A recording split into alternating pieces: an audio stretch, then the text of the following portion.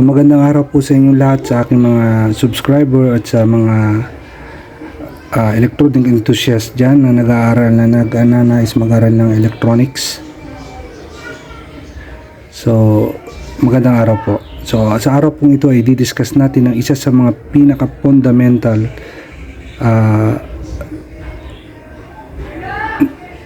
test equipment, or yun yung pinaka-importanting test equipment sa ating mga technician. So lalong lalo na kung tayo ay nag-aaral pa lamang, nag-umpisa pang-aaral pa lamang, is nag-umpisa tayo dito sa analog tester. So bakit ko nga ba ginawa itong vlog na ito? So dahil sa panahon ngayon is karamihan ay digital tester na, okay? At yung ibang gustong matuto is nagdediretso na agad sa digital. So kapag pinagamit sila ng analog ay doon na nagkakaproblema. So yun po yung aking rason, is para magkaroon tayo ng konting idea paano ba ito gamitin o i-read yung mga line na yan, paano yan basahin. So bawat linya na nakikita nyo sa ohmmeter range, yung nasa taas na yan, yung may number na 0 to infinite, okay, may corresponding reading po yan, okay? So i-multiply mo sa, depende sa range ng kung anong range kayo nakaset, okay? So i-discuss po natin yan para madali nating malaman kung ano yung ating reading sa isang component na tulad ng mga resistor na may gusto natin basahin ng resistance nya, okay? 0 or dun sa pinaka infinite reading sign. So kapag kasi hindi natin ginagamit yan, dapat dun siya nakarest sa 0 para yung reading natin ay hindi magkaroon ng problema. So paano natin i-adjust yan? So sa pag-adjust niyan, ito lang po ang ating gagalawin, yung nasa gitna na yan. So sa iba-ibang itsura niyan depending sa model. So itong ating model ngayon na tester is isa sa mga lumang modelo na. So sa Sanwa hindi na ganito yung tab niya, so yung pinaka knob. So ito lang yung adjust, no? Subukan natin adjust. Oh, natumba na. So ito, ikutin lang natin hanggang sa gumalaw yung pointer sa rest position, okay? So sa 0, tapat nyo doon sa 0 or doon sa infinite sign. So yan. So isang way niyan para makita nyo yung tama siya is yan, dapat eksakto siya doon sa pinaka infinite, okay? Yung pinaka pointer niya. So pag sumobra yan, okay, yan sobra, okay, so ilagay mo lang siya dun sa pinaka-infinite. So yun na yung pinaka-rest nya. So kahit anong range sa meter nya, kahit anong range, walang problema yan. Kahit i-calibrate nyo yan, yung pointer na kahit anong range, kahit naka-off, pwede yan, okay? So yan yung pagka-calibrate ng pointer para sa infinite or dun sa rest position niya kapag hindi ginagamit. Doon naman tayo sa 0 ohms adjust, ha? So 0 ohm adjust, ginagawa natin yan sa ohmmeter reading kapag may mga itetest tayong resistance. So every range na makikita nyo sa inyong tester, itong tester na to ay medyo may kalumaan na kasi. So kaya ang range nya is R times 1, 10, 1K and 10K. So yung mga bago kasi ngayon meron ng R times 100K sa Sanwa 360 TR, okay? So ito limited lang. So yan, hanggang 10K lang. So every time na i-adjust nyo siya ng range, kailangan bago kayo magsukat is iso-short nyo muna yung inyong tester, yung test probe, sorry. So ayan, i-short nyo yung test probe, then ito siya, okay, adjust nyo yung 0 ohms adjust, okay. So, sa tuwing magbabago kayo ng range, gagawin nyo itong procedure na to. Magsi-zero ohms adjust kayo para magkaroon kayo ng accurate reading. Gumawa po ako ng pinalaki natin itong nakikita nyo sa ating display, sa ating screen ngayon, yung ohmmeter range. Gumawa ako ng drawing para kasi medyo maliliit siya. Okay, saglit lang po at ating imumove itong natin. Ito siya. Okay. So, ayan po. Okay. So, bago tayo magsimula is explain ko lang muna kung ano ba itong nakikita nyo na makintab na ito. Okay. Yan. Yan po yung parallax mirror. Okay. So, kapag ka magre-read ka tapos yung tester mo ay wala sa tamang angle, halimbawa nasa gilid kayo o nasa gitna naman yung tester, so para makita mo yung pointer kung saan talaga siya nakaturo, tumingin lang kayo doon sa mirror. Yun na yung pinaka-reading nyo, kasi medyo deceiving or nakakalito yung reading natin kapag ka tumitingin tayo doon sa pointer.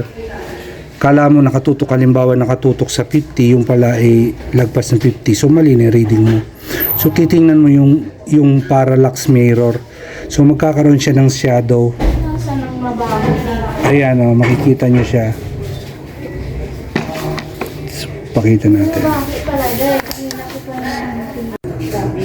So ayan po, okay. So pag tinignan nyo sa gilid, makikita nyo yung shadow ng pointer kung saan siya nakaturo, okay. So yun yung ibig ko sabihin. Okay, yan yung trabaho ng parallax mirror. Hindi yan nilagay dyan para lamang disenyo. Okay, so ito siya yung parallax mirror, pero dahil drawing hindi natin pwedeng pakintabin yan. Okay, so eto sa kabilang sa kaliwang parte is gumawa ako ng chart. So yun yung reading value niya. So itong 0 to 2 na yan, ang ibig ko sabihin dyan sa 0 to, yan yung range noong ating meter, hindi yung range ng tester. So mula dito 0 to 2. Okay, yan, 0 to 2. Okay, 0 to 2. Bawat guhit niyan is ang value is 0.2. Okay, so example po natin, i-read natin. So bago makarating na ng 1, 0.2, 0.4, 0.6, 0.8, 1, 1.2, 1.4, 1.6, 1.8, 2. Okay, kaya 0.2 ang reading niya. Kapag ka ang tester mo tumuro dito, okay, sa pangalawa, let's say sa pangalawa po tumuro, which is 0.4. So tapos ang range mo ay 10. So ang gagawin mo dyan is ang pinaka-reading mo niyan is 0.4 multiply by 10. Then yung answer nun, yun yung pinaka-reading mo. Okay?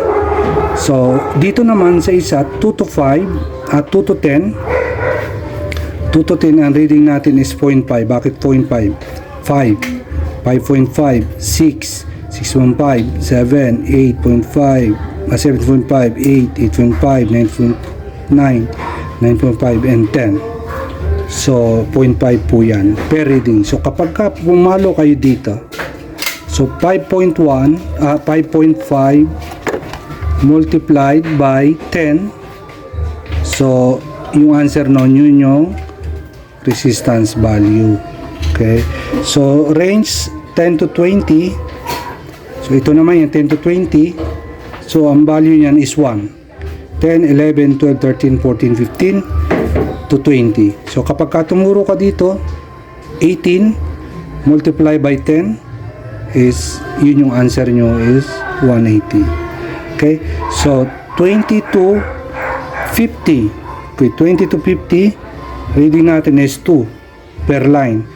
Okay, 20, 22, 24, 26, 28, 30, 32, 34, 36, 38, 40, 42, 44, 46, 48, 50. Okay, so 50. Then 50 to 100 is, ilan na 50 to 100 is 20. Okay, 50 to 100. Oh, sorry. 50 to 100 is 5. Okay, 50 to 100 is 5. Okay, 50, 55, 60, 65, 70, 75, 80, 85, 90, 95, 100. Okay, so then 250, 200 to 500. Ito yung medyo tricky. So baka magtaka kayo bakit may 50 then may 100. So ito po yung dahilan yan. Okay, so makikita nito sa picture ng tester, makikita nyo may maiksing linya, ayan sa picture. Then ito yan sa pagka-actual drawing ko is 50 dahil ang tester ay merong maiksi na isa. So bali ang reading yan is 200, 250.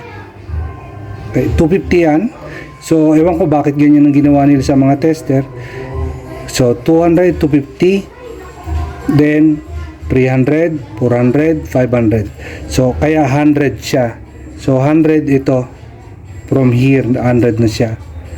So nasa range kasi siya ng 200 to 500. Okay, so ayan po, huwag kayo magtaka, medyo nakakalito bakit ganyan, at saka bakit yung chart ni Intelifix is may 50 o 100. Ano ba yan, nakakalito. Then so 500 to 1,000 ang per line nya is okay, dalawa lang yan, so ibig sabihin 500. Okay, 500 to 1k, then 1k to 2k, so of course 1,000. So ganyan lang po yung pagre-read natin ng ohmmeter. So mahalaga po yan. Okay, so dapat nating malaman yan bilang mga technician, yung pagre-read ng ohmmeter range ng ating analog tester. Okay, so kung mapapansin nyo, ano ba itong sign na to? Okay, ayan po yung drawing ko, hindi lang talaga maganda. Ayan yung nasa picture, actual picture ng ating tester is yan po yung infinite sign. Okay, dyan na yung pinakahangganan ng ano natin. Kapag ka nagre-read kayo ng over sa range ng inyong tester, let's say sa tester na to is ang maximum reading niya is 20 mega ohms. Okay, pag nakasagad ka sa 2k times 10k is 20 mega ohms. So paano kung yung component mo, yung resistor mo is 50 mega ohms? There's no chance na mariread mo, naka-steady na siya, infinite na siya. Okay, so kailangan nyo ng mas mataas na range ng value ng tester. Okay, so yan po yung ating munting talakayan dito sa ating ohmmeter range. So isa-isahin po natin itong analog tester na to. So bali hinati-hati ko yung chapter kasi ito sa ohmmeter meron tayong DC. Okay, so volt ohmmeter kasi BOM, no, analog BOM, volt ohmmeter. Okay, so pwede tayong mag-read ng DC, okay, AC, even the current. Okay, then yan po yung ating analog tester. Okay, so maraming po salamat sa pagtutok at pagsubaybay dito sa aking channel. So God bless po sa inyong lahat. And